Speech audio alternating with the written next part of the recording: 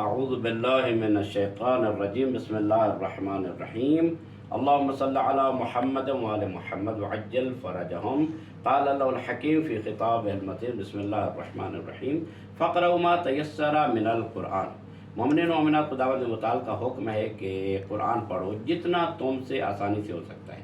قرآن مجید کو پڑھو اور پھر اچھے طریقے سے پڑھو جس طرح کہ قواعد عرب ہے۔ لہذا آج آپ کی خدمت میں درس نمبر 6 تجوید قرآن کے بارے میں ایک سرسری جائزہ ہے تجوید قرآن کا عام مومنین و مومنات کے لیے۔ انشاءاللہ آپ توجہ سے سماعت فرمائیں گے۔ آج ہے سکون و تشدید۔ سکون اور تشدید کس کو کہا جاتا ہے؟ سکون کس کو کہا جاتا ہے اور تشدید کس کو کہا جاتا ہے؟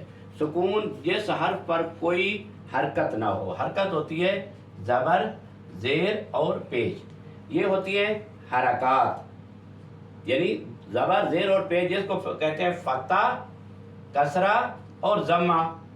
یہ حرکات جس حرف کے اوپر نہ ہو اور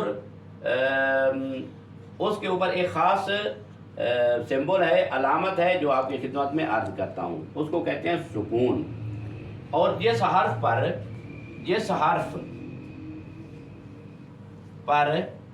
علامت سکون ہو اس کو ساکن کہتے ہیں۔ ساکن کہتے ہیں، یہ آپ یاد رکھیں۔ بس اوقات مومنین سوال کرتے ہیں کہ ساکن کس کو کہتے ہیں، تو وہ حرف جس کے اوپر یہ علامت پائی جاتی ہو سکون کی، اس کو کیا کہا جاتا ہے؟ ساکن کہا جاتا ہے، اور اس علامت کو سکون کہا جاتا ہے۔ اب یہ آپ کی خدمت میں عرض کرنا ہے کہ ساکن کے لیے جو علامت ہے وہ ہمارے پاکستان کے جو قرآن ہے، تاج کمپنی اور وہ جو قرآن ہیں، ان میں یہ علامت اس طرح کی، جس طرح کی چھوٹی سی دال ہوتی ہے اس طرح کا، وہاں پر یہ علامت ڈالی جاتی ہے۔ اور یہ جو ہے کس چیز سے لیا گیا ہے سکون کی؟ یہ کس چیز سے لیا گیا ہے؟ یہ لیا گیا ہے خفیف سے۔ خفیف، خفیف کس کو کہتے ہیں؟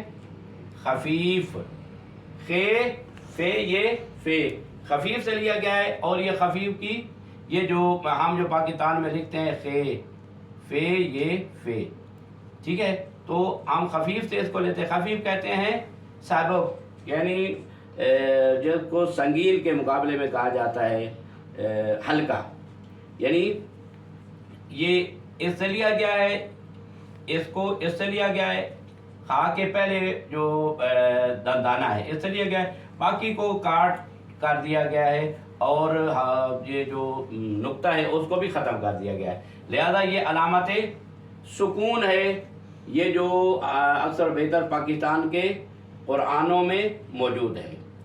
اور بعض قرآنوں میں جو علامت ہے وہ ایک گول دائرہ کی شکل میں ہوتی ہے، گول دائرہ کی شکل میں، اس کے اندر جگہ خالی ہوتی ہے، وہ بھی علامت سکون ہوتی ہے۔ یہاں اشتباہ نہ ہو جائے کہ علامت سکون یہ کیا ہے اور یہ جو دال کی طرح ہے یہ کیا ہے، تو یہ بھی علامت سکون ہے۔ یہ لیا گیا ہے مسکن سے، مسکن کی میم، مسکن کی میم، لہذا میم کو لے لیا گیا، سین، کاف اور نون کو ختم کر دیا گیا، لہذا مسکن کی میم سے لیا گیا ہے۔ اس کو بھی کہا جاتا ہے مسکن، جس کو ساکن کر دیا گیا ہو اس کو کہتے ہیں مسکن۔ رأس المیم، یعنی یہ ہے نا، آپ دیکھیں یہ میم، سین، کاف، نون، یہ میں نے تھوڑا سا موٹا کر کے لکھ دیا، یہ جو ہے نا میم، اس سے مسکن کی یہاں لیا گیا ہے۔ اب یہ جو ہے یہ ختم کر دیا گیا، یہاں سے لیا گیا اس کی علامت کو، اس کی علامت کو اس سے لیا گیا۔ لہذا حرف چونکہ فاقد حرکت ہے، اس پر کوئی حرکت نہیں ہے، نہ زبر ہے، نہ زیر ہے، نہ پیش ہے، تو اس کو پڑھنا جو ہے وہ مشکل ہے یا ناممکن ہے۔ لہذا اس کے ساتھ کسی کو ملائیں گے تب اس کو پڑھیں گے، جس طرح کہ اسلم ہے، اسلم، اسلم، یعنی الف الف زبر یعنی حمزہ ہے، اس کو سین کے ساتھ ملائیں گے تو پڑھا جائے گا اس، لیکن یہ نہیں پڑھا جا سکتا، یہ جو سین ہے یہ سین ساکن ہے، یہ نہیں پڑھا جا سکتا، اور میم بھی ساکن ہے، یہ نہیں پڑھا جا سکتا، اس لم، لہذا اس کو پڑھنے کے لیے کسی اور کو ساتھ ملانا پڑے گا، جس طرح خف تم، خف تم، اب خا کے نیچے زیر فے، فا کے ساتھ ملایا، تا کو آگے میم کے ساتھ ملایا، میم اور فا یہ دونوں ساکن ہیں، ان کے اوپر جزم ہے، لہذا ان کو نہیں پڑھا جا سکتا مگر یہ کہ اس کے ساتھ کسی کو ملایا جائے۔ اچھا ایک اور بات یاد رکھیں کہ یا لین کے بارے میں آپ کی خدمت میں عرض کرتا جاؤں، یا لین اور واو لین، یہ جس طرح کہ واو ساکن ما قبل مفتوح یعنی زبر، اور یا ساکن ما قبل مفتوح، ٹھیک ہے، ما قبل مفتوح کیا مطلب؟ یا واو میم، واو اور اس سے پہلے یا ہے مفتوح ہے، جس طرح کہ یوم میں ہے، یوم میں یہ واو میم، کیونکہ عرب زبان میں واو کے ساتھ، واو کے پہلے ضمہ آنا چاہیے، پیش آنے چاہیے، کیونکہ یہ ٹیلی کرتا ہے، بہتر ہے اس کے پہلے پیش آئے، لیکن پیش نہیں زبر ہے تو اس کو کیا کہیں گے؟ یا واولین، واولین یا پھر یا لین، یا لین، اس کو نرمی کے ساتھ، لین کہتے ہیں نرمی کو، نرمی سے اس کو ادا کرنا ہے۔ اب یوم، ٹھیک ہے، یوم، آگے ہے کیفا، کیفا، کیفا، اب اس کو یوم میں یا کے اوپر زبر ہے، اب اس کو یوم نہیں پڑھنا بلکہ کیا پڑھنا ہے؟ یوم۔ اب کیفا ہے، اس کو کیفا نہیں پڑھنا، کیونکہ یا سے پہلے کیا آنا چاہیے تھا؟ کسرہ آنا چاہیے تھا، زیر، لیکن زیر نہیں ہے، زبر ہے، تو اس کو کیا پڑھیں گے؟ نرمی سے ادا کریں گے، اور اس کو پڑھیں گے یوم کیف دین، یہ دین جس کو کہتے ہیں قرض، یوم، یوم کہتے ہیں ڈے کو، انگلش میں ڈے کو کہتے ہیں، کیفا، کیفا انگلش میں کہتے ہیں ہاؤ، یعنی کیسے ہیں، کیفا۔ آگے دین، دال زبر یا نون، دال زبر یا نون، دین، یعنی یا سے پہلے زبر ہے، اب اس کو کیسے پڑھیں گے؟ دین، نہ کہ دین، کیونکہ یا ہے اس سے پہلے عموماً کسرہ ہوتا ہے، یا ما قبل مکسور ہوتا ہے، لیکن یا ما قبل مفتوح ہے تو اس کو کیا پڑھنا ہے؟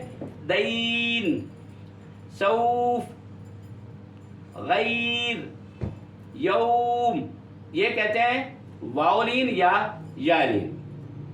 اب دوسری چیز جو ہے وہ ہے تشدید، تشدید جس کو ہم کہتے ہیں شد، یہ تشدید ہے، یعنی وہ حرف جس کے اوپر یہ علامت ہو، تشدید کی علامت شدہ سے لیا گیا ہے، شدہ، یہ دیکھیں شدہ، یعنی یہ تین ٹانگوں والی، یہ تین لیگز والی، اس کو لے لیا گیا اور پھر یہ ختم ہو گیا اور نقطے بھی ختم ہو گئے، اب یہ تین، اس کو تشدید کی علامت کہا جاتا ہے، شدہ سے لیا گیا ہے۔ یہاں دو حرف، یعنی ایک حرف تکرار ہو جائے، ایک ہی جنس کے دو حرف آ جائیں، پہلا ساکن ہو، پہلا ساکن، دوسرا متحرک، ٹھیک ہے، تو پہلے کو دوسرے میں کیا کر دیا جائے گا؟ ادغام، یا پھر ایسا ہوگا کہ پہلا بھی متحرک ہے دوسرا بھی متحرک ہے، تو پہلے متحرک کو ساکن کر دیا جائے گا، جس طرح کہ مادادا ہے۔ اب دیکھیں اس کو ادغام کبیر کہا جاتا ہے، البتہ آگے آئے گا کہ ادغام کبیر اس کو کہا جاتا ہے کہ دو جو ہیں، دو حرف مادادا، دو حرف جو ہیں دونوں متحرک ہوں۔ اب عربی زبان میں اس کو پڑھنا ذرا ثقیل ہے، سخت ہے، مادادا، تو کیا کرتے ہیں عربی زبان میں پہلے جو متحرک ہے اس کو ساکن کر دیتے ہیں،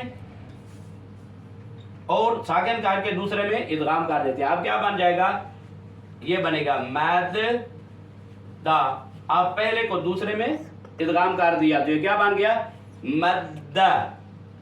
مدہ. اور جب یہ دو حرف ایک ہو جائیں گے تو سختی ضرور آئے گی. اس کو کہتے ہیں تشدید. شدت کہا جاتا ہے، سنگین یعنی سخت ہے، یعنی اس میں تھوڑا سا زور لگانا پڑتا ہے. جس طرح کہ ہے الا صد یتقبل، ٹھیک ہے نا؟ یعنی الا یا ثم، یہ جو آسان آسان حرف ہیں، مثلا ثم ما.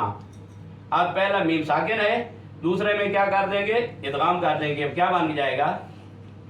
ثم بن جائے گا. اور اسی طرح